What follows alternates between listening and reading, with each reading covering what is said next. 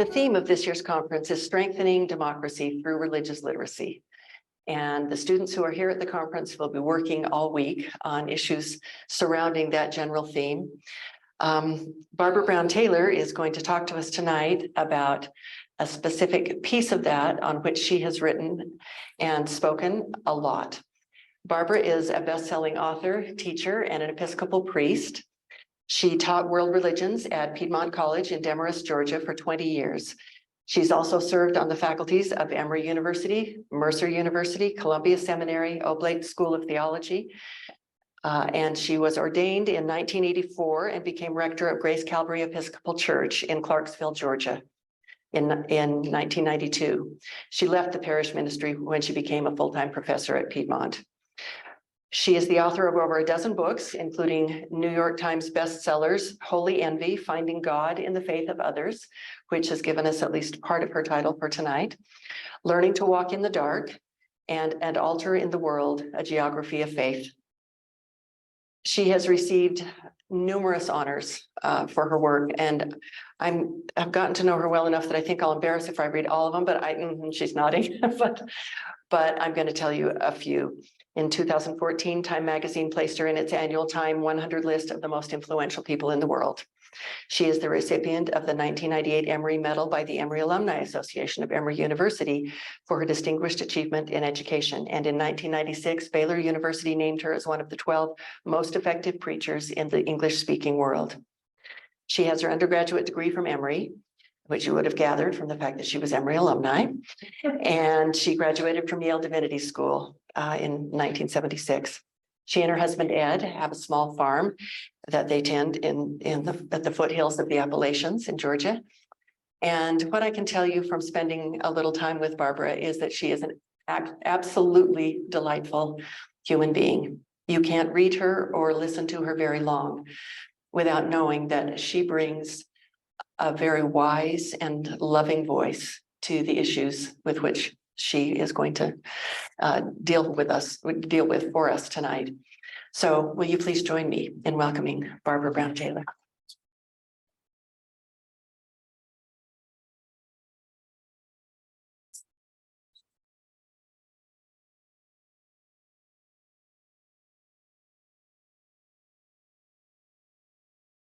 It's a pacemaker, really.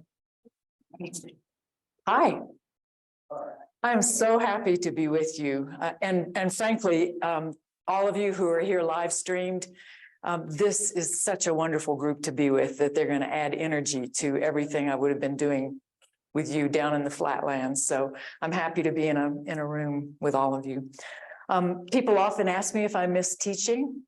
And I say, no, I don't mind. I don't miss writing syllabi that read like, terms and conditions of T-Mobile, goes on and on and on. I don't miss policing MLA footnote or end note style. And I don't miss at all posting grades that don't begin to reflect what someone learned during the course of a semester, but I do miss the students. I love their fizz and pizzazz. I love their honest ambition, their care for the future, their ideas about how to make the world a better place, not only for themselves, but for everyone. So I don't miss teaching nearly as much as I miss the students and learning from them about what matters most. So I'm grabbing this chance to go back to the classroom, pretend I'm there, at least long enough to give you my first day talk from Religion 1101, which was called Religions of the World.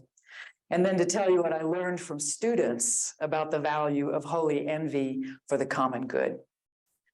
Are you ready? So most of you have discovered the quiz under your chairs. The first day of class, there's a quiz in front of you. Don't start sweating. You're not supposed to know the answers yet.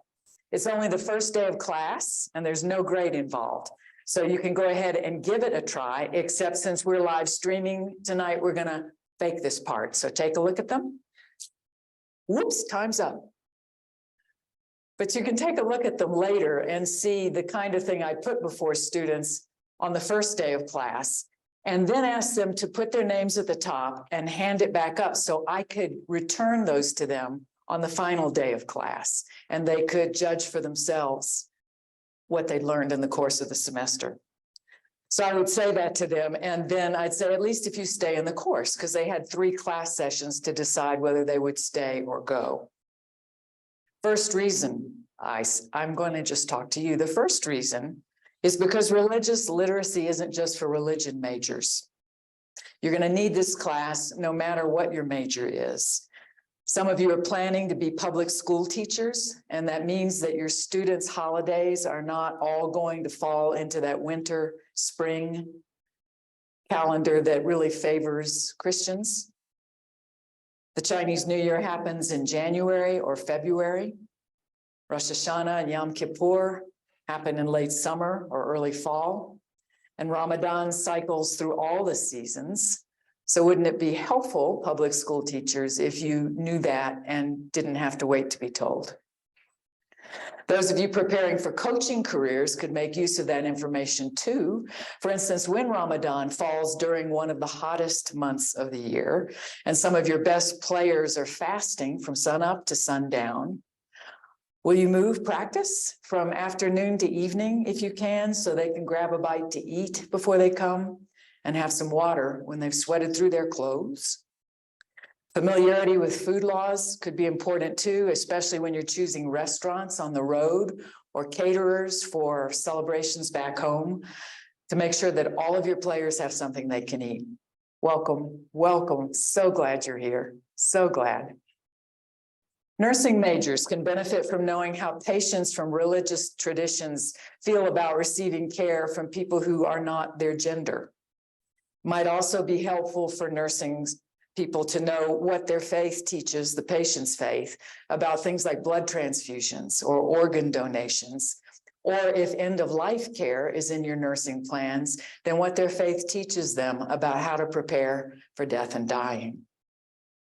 Business majors, you could research different religious attitudes toward borrowing and lending. And criminal justice majors, I actually learned this from someone preparing to be a detective, who said the course was helpful to him so that he could find out what different faiths taught about handling dead bodies and what kind of impact their faith had on families' willingness or unwillingness to give permission for autopsies.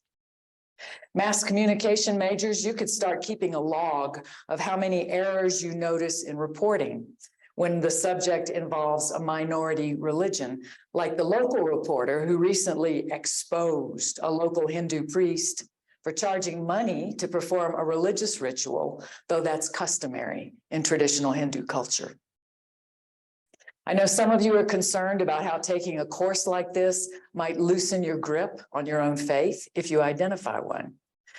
If you identify as secular, humanist, or atheist instead, then you might be concerned you'll be forced to reconsider.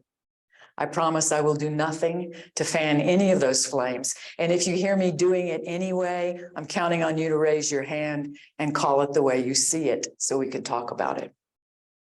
Beyond that, though, no guarantees. Because if you sign up for any college class and come out thinking exactly what you thought going in, I don't think that was the best use of your tuition money. Plus, if your mind changes in this class, it will be you who changes it, because you've calmed your fear of not knowing all the answers, maybe, or because you've come up with better questions to ask, or because you've decided to trust your sense of true north, even when you can't see all the way where you're going. You may have heard there are a lot of optional site visits in this class with free dinners included, and that is true. After our visit to Al Farouk Masjid in Midtown Atlanta, we'll eat at Amir's Mediterranean Grill. After our visit to the Shambhala Meditation Center, we'll eat at the Golden Buddha. And after our visit to the Greek Orthodox Cathedral, we'll eat at Athens Pizza. With the possible exception of the last one, I will order food for you that you've never heard of before, and you will leave a lot of it on your plates. But since religious literacy includes knowing how to read the menus at places like those, you'll come out ahead no matter what. You don't have to approve of a single thing you eat or see or hear on any of these visits. All you have to do is notice that other people seem to, and maybe wonder why that is. Finally, some important statistics for you. According to the latest FBI statistics, there were 7,262 hate crimes committed in 2021, which affected 9,024 human beings. The largest categories of those crimes was motivated by race, ethnicity, or ancestry, with anti-Black crimes in the lead at 63% of all single bias incidents in 2021. Hate crimes motivated by sexual orientation and gender identity came in a distant second at 20% of all single bias incidents, with anti-gay crimes against men in the lead. Religiously motivated hate crimes came in third with 14% of the pie and 1,005 separate incidents in 2021. Of those, a whopping 32% were anti-Jewish, with anti-Sikh crimes coming in at 21% and anti-Islamic crimes at 9.5%. There were anti-Christian crimes as well, with 6.5% of them committed against Eastern Orthodox Christians, 6% against Catholics, 4% against Protestants, and since I'm here, 0.2% against Latter-day Saints with 19 incidents, just one less than the 20 incidents against atheists in 2021. Please note that atheists are considered a religious group by the FBI, and I'll get back to this later. I'm continuing to speak into a microphone that is not working. So think what you will about my take on reality. These numbers, the ones that I have just given you, they don't hold a candle to the pandemic, but here's the difference. They're not based on anything you can see under a microscope. They're based instead on stereotypes, sensational news media, cultural segregation, implicit biases, and good old-fashioned ignorance. Just ask a Sikh what it's like to wear a turban in public, or maybe a woman who wears a head covering. The broad term for what they face on a regular basis is xenophobia, fear or dislike of anything perceived as foreign or strange, which of course depends on the eye of the beholder. This class, especially the site visits, can turn down the temperature on that for you. If you'd like to replace hearsay about people of other faiths with your own direct experience, you're in the right place.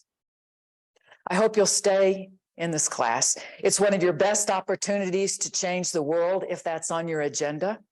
Whether the change happens in your careers or your neighborhoods, in your families, your friendships, your parenting, your public schools, your zoning boards, your jury duty, your local or national elections.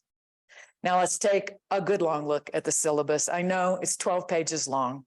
Just think of it as your terms and conditions agreement for T-Mobile. We'll skip that part. So all in all, that talk, it worked pretty well. With few exceptions, the class was full with a waiting list for the next 20 years. When I passed the torch to a younger scholar at my retirement, I felt some of my own fizz and pizzazz drain out.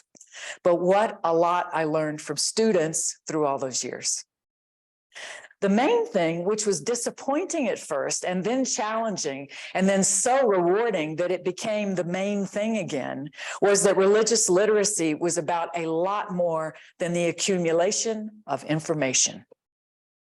In the early years, that was my goal, making sure students knew when each of the religions we studied came into the world and how that happened, that they could use the vocabulary words at the end of every chapter in conversation with a member of that tradition in a way that they both understood and found respectful, and that they understood the relationship between religion, culture, geopolitics, as well as how the First Amendment to the Constitution impacts religious practice in the United States. Those are all really important, but when I did my best to think up assignments that would cement all of that in place, the results were disappointing, to say the least.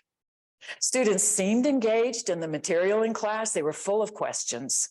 They asked for study guides, and I watched them make notes all over them. But when it came time to put their backpacks on the floor and take the final exam, they looked at the pieces of paper in front of them as if someone had spilled spaghetti all over them.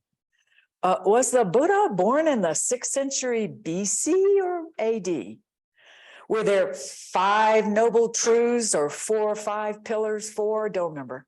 Was a bodhisattva a place or a person? Maybe a tree. They knew the answers. Their hearts just were not in them. Things started to change after a trip to Drepung Loseling Monastery, during which a buoyant freshman named Brian, I think he's 35 years old now. I won't start on Brian. He made my day. We were there for a Tuesday night lecture by a resident Tibetan Buddhist monk, a lama. The dazzling shrine room had rows of meditation cushions for regular members of the community, along with a few folding chairs in the back for visitors like us who showed up every week. Brian went straight to the front and picked a zafu, while I settled into a folding chair a little further back and watched the other students choose their zones of safety. A few minutes later, a volunteer welcomed us and gave us the etiquette. No pointing of the soles of feet toward the altar.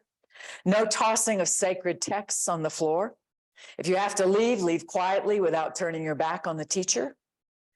After the donation basket had been passed around, the regular members of the community stood with their hands pressed together as the teacher entered the room. They bowed. I'd said in the van on the way coming down, it's like curtsying to the queen. It won't make you a Buddhist, I promise.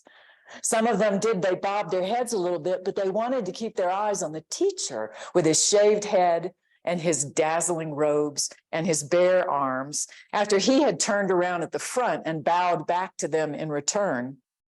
He sat down on a cushion behind a small teaching desk. He clipped a lavalier mic on his robe, and he led us in a basic 5-minute meditation before he started his talk on cultivating happiness. That was his topic. Had we ever noticed, he said, how quickly our unhappiness with not being in a relationship turned into our unhappiness with the relationship we finally got into? Or had we ever noticed how our unhappiness with the job we couldn't get turned into our unhappiness with the job we finally found? In no more than 4 sentences, he'd made his point. Our unhappiness is not dependent on our circumstances, which are always changing, while we keep focusing on things we think will make us happy if we can just get them to turn out the way we want them to. The one thing we ignore that is in our power to change is our way of seeing things. He tapped his temple with the fingers of his right hand and he said, the problem isn't out there, it's in here. When he paused to take a sip of tea, Brian turned around to me and he made his eyes way wide and mouthed something to me that I barely got, but he said, this is just about life. This is just about life.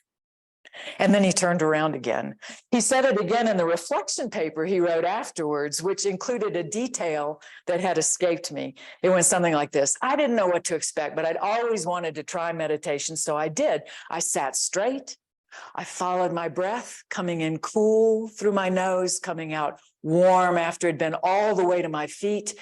And then as I was sitting there, I felt a warmth creep up my leg. And I thought, this is amazing. I'm meditating for the first time in my life, and I'm being given a taste of enlightenment. Then I looked down, and the person next to me had spilled her coffee. And it was wicking up my left pants leg. You can see why I loved him, still do. What surprised him most, though, he went on to say in that paper, was that the teacher did not try to convert anyone or make a case that his school of Buddhism was the best or point out the flaws in other spiritual paths. He just talked about life and about how people could cut down on their suffering at least a little bit if they wanted to. He was offering us a cup of water from his well that did not require us to buy a share in it. And Brian envied that, because it wasn't what he was used to hearing in his own tradition. As you can imagine, it was often difficult in this class. I had predominantly Christian students of a wide variety. It was difficult for them to see something lovely in a faith that was not their own. For a lot of them, the divine singular was so much a part of their religion, one God, one Son, one Spirit, one way, one truth, one life, that to see beauty in another way felt like treason to them. When they loved the drumming at the Krishna temple, or when the sweet peace of the Friday night Shabbat service got into them and they wanted to go back. It felt like telling Jesus they were seeing someone else. One of the things that always slapped my heart hard was when they called home all excited to tell their parents, their grandparents, how much they were loving the class. They would often receive a warning from their elders about falling for all that stuff or opening their minds so far that their brains had fallen out. I think that's why the students took to the concept of holy envy so gratefully, not because they knew where it came from or what words were being used by whom for what purpose, but because they'd already experienced the envy and they were relieved to think there might be something holy about it.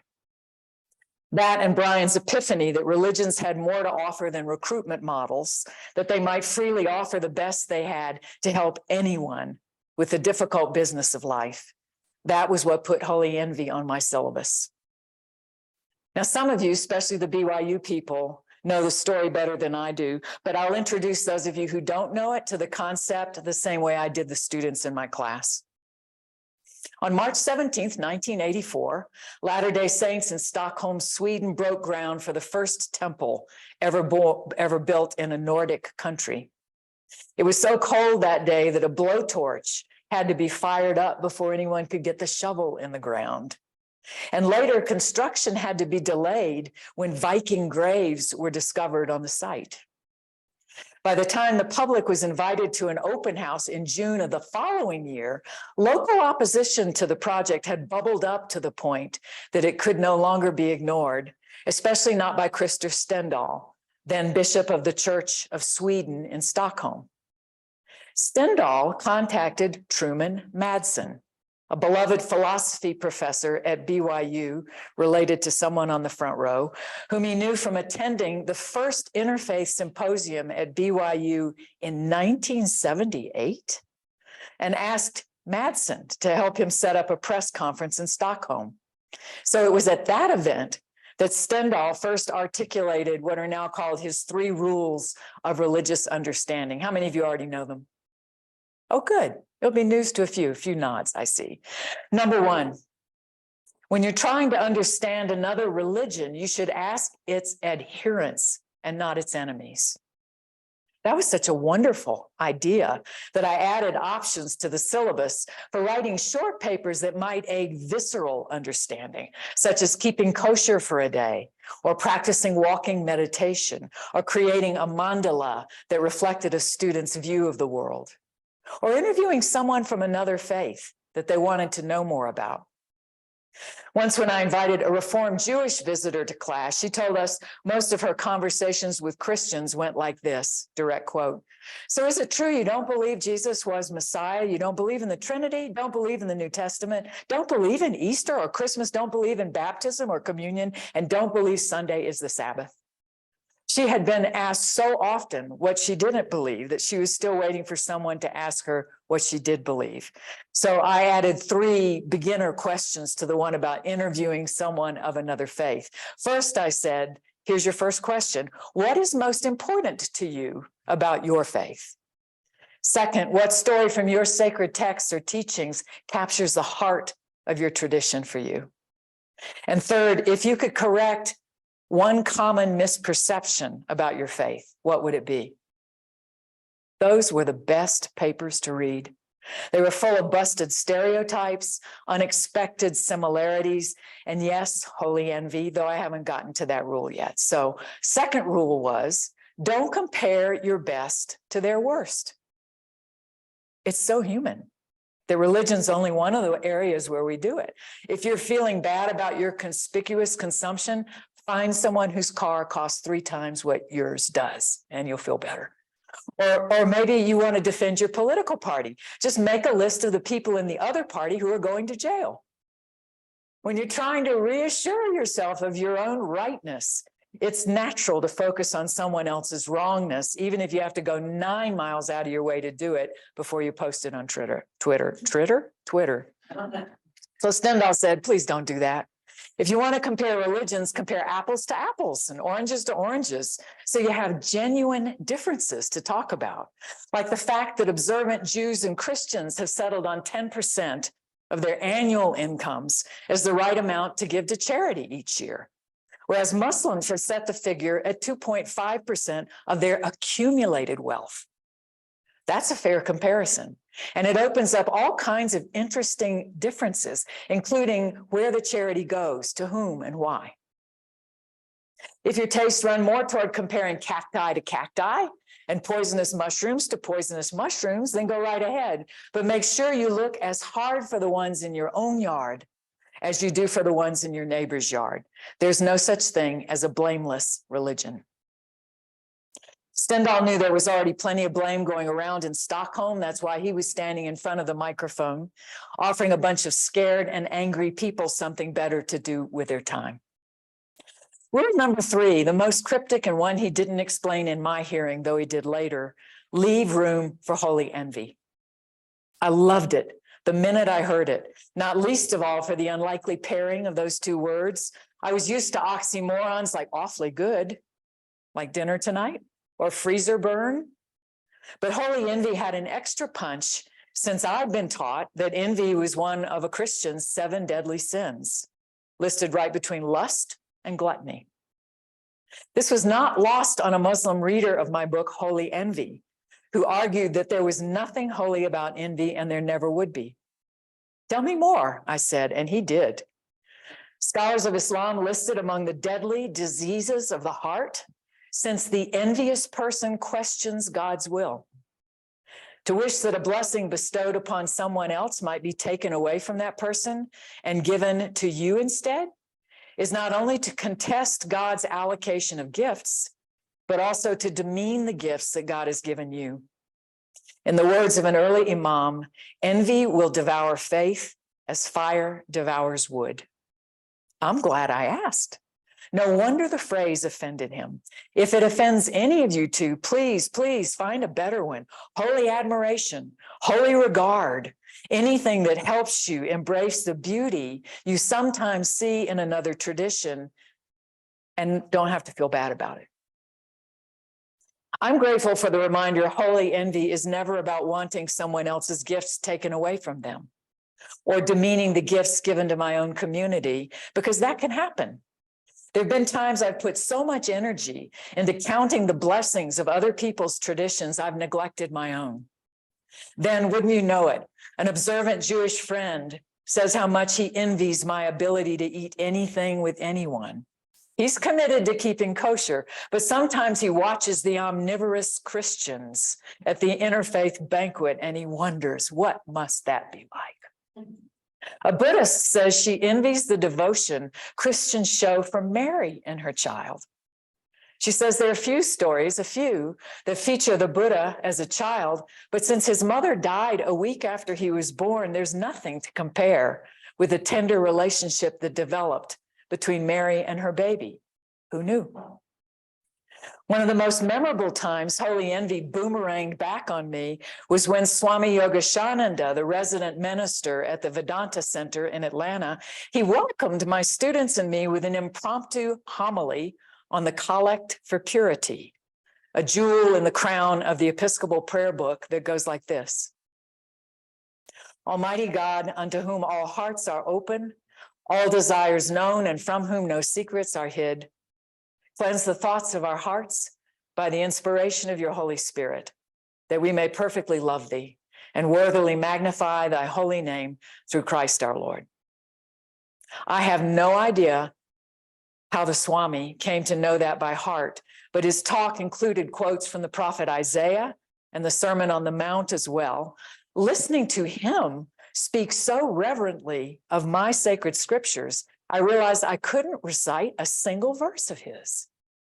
By the time he'd finished, I was more aware than ever of the perfect love made manifest in Christ, thanks to my friend the Swami. I think that's what happens when holy envy works right.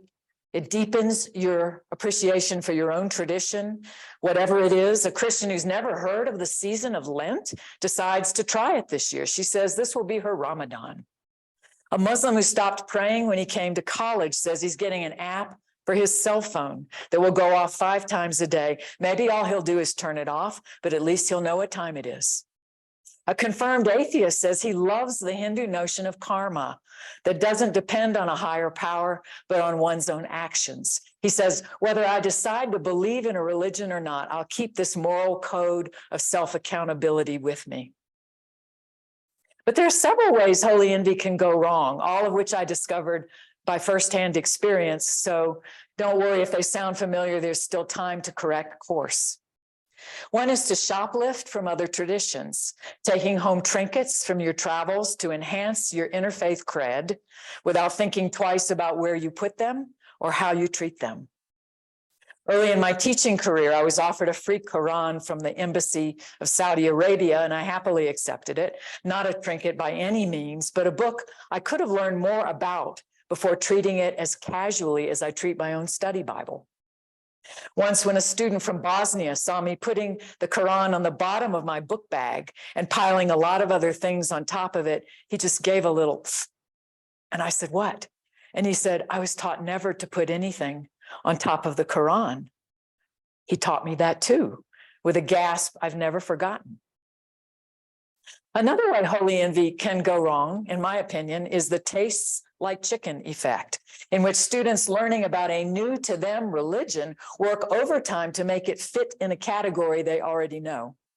This came up in class when we studied the Hindu Trimurti, the triad of deities in charge of creation, preservation, and destruction, who go by the names of Brahma, Vishnu, and Shiva in most college textbooks. All it took was creator and 3 for some students to announce they had discovered the Christian Trinity at the heart of Hinduism.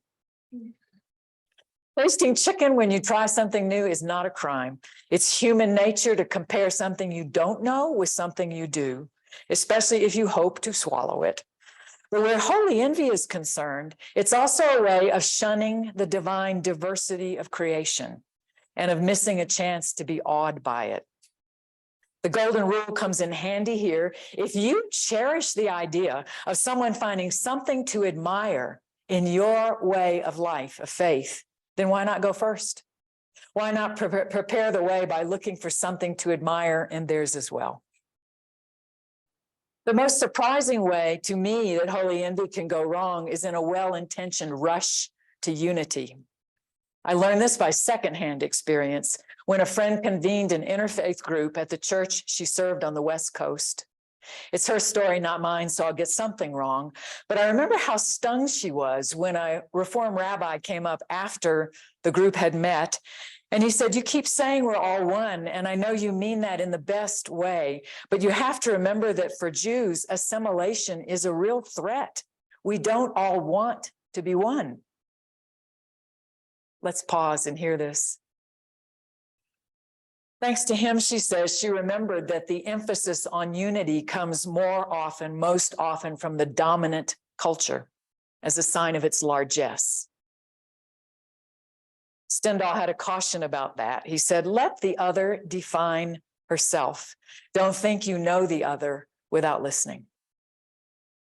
By the time he proposed his 3 rules in Stockholm, he'd listened well enough to give an example of his own holy envy based on a practice of the Church of Jesus Christ of Latter-day Saints that was entirely missing from his Lutheran theology and Lutheran practice, which was baptism on behalf of the dead.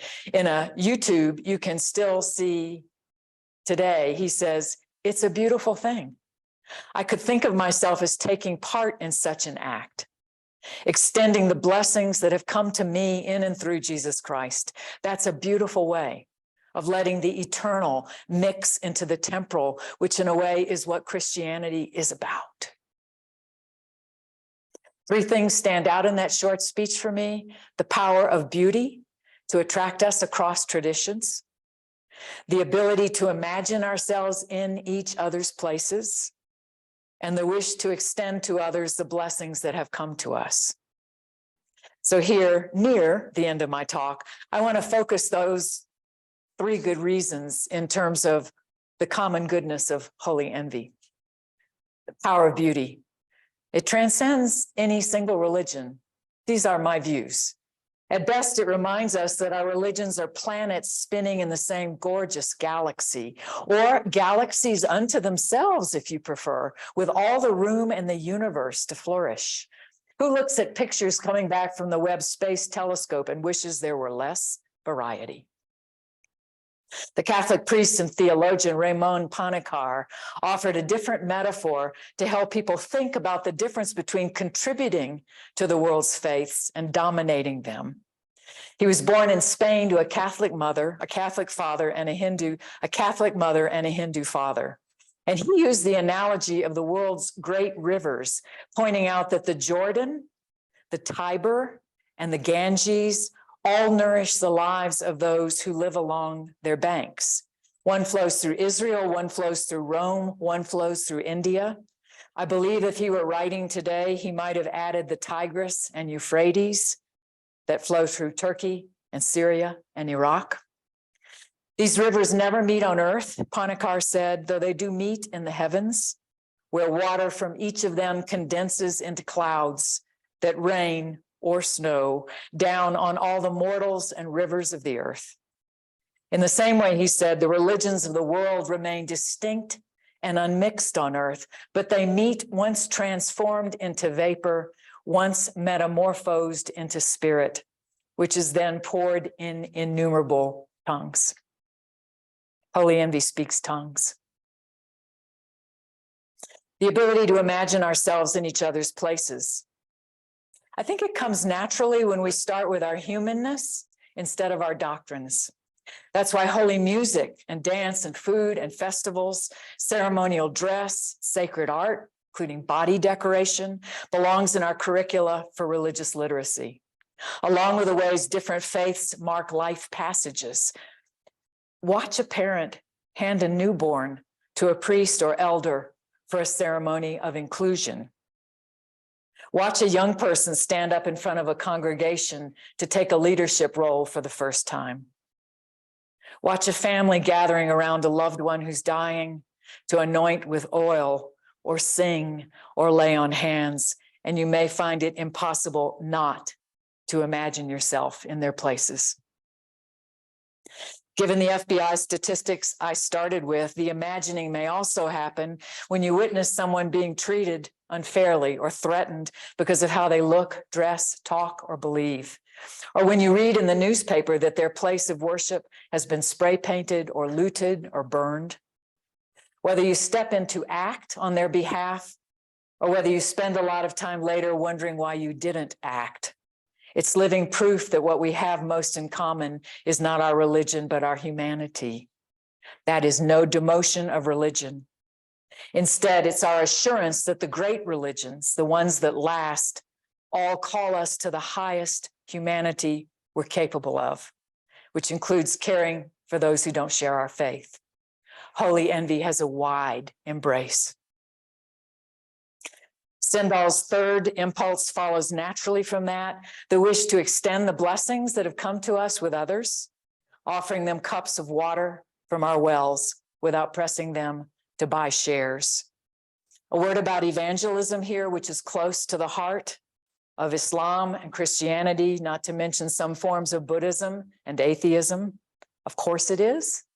Who has found the way of life doesn't want to point it out to someone else? The question is, how? Mohandas Gandhi talked about the evangelism of the rose, which doesn't need to publicize its perfume. The fragrance goes forth, he said, and people are drawn to it. Latter-day Saint President Gordon B. Hinckley said something similar in 1998. He said, our kindness may be the most persuasive argument for what we believe. Since I haven't found any other place to say it, I need to say something here, and that is that Holy Envy includes people of no or no particular faith. Maybe you've heard of the nuns. Do you know that? It's N-O-N-E-S, it's not the Catholic sisters. The people who describe themselves as atheist, agnostic, or nothing in particular when they're asked about their religion, who now comprise 30% of the adult population in the US. According to the Pew Research Center, which is my go-to resource for tracking religious trends in this country, they say it's the fastest growing group on their charts. But listen to the nuns a little more carefully, and you discover nuns is a misnomer, if not a kind of slur. They may be unaffiliated, but they're not a null set. They're not short on values or beliefs that produce plenty of common good, including community service and environmental advocacy, philanthropy, and inventive forms of spirituality that don't even have names yet.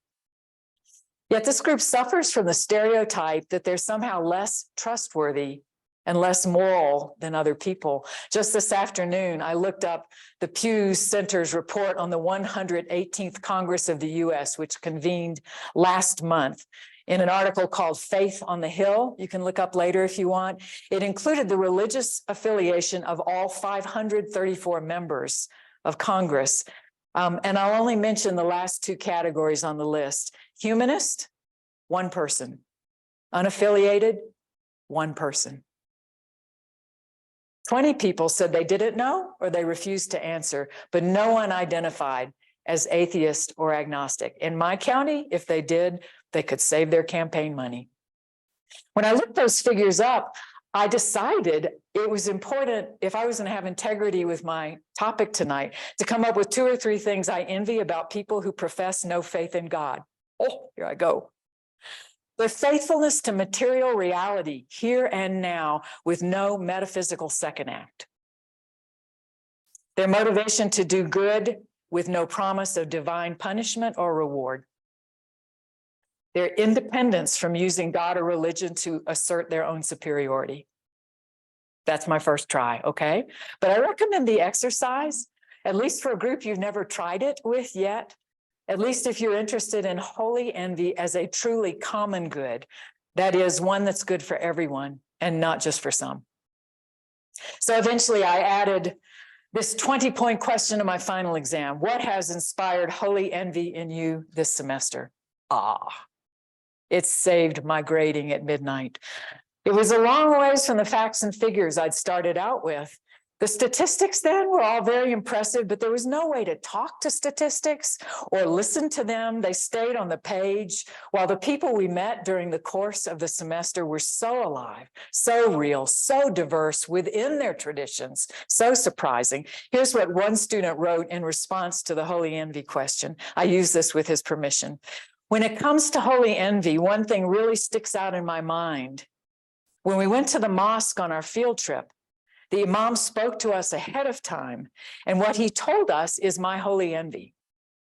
He said he doesn't wish to convert us to Islam. He just wants us to be the best people we can be, regardless of religion. This was the most beautiful thing I have ever heard, and it's my holy envy because I wish Christianity was this way. That's one Christian talking out of one kind of Christianity, when we in fact live out Christianities, plural.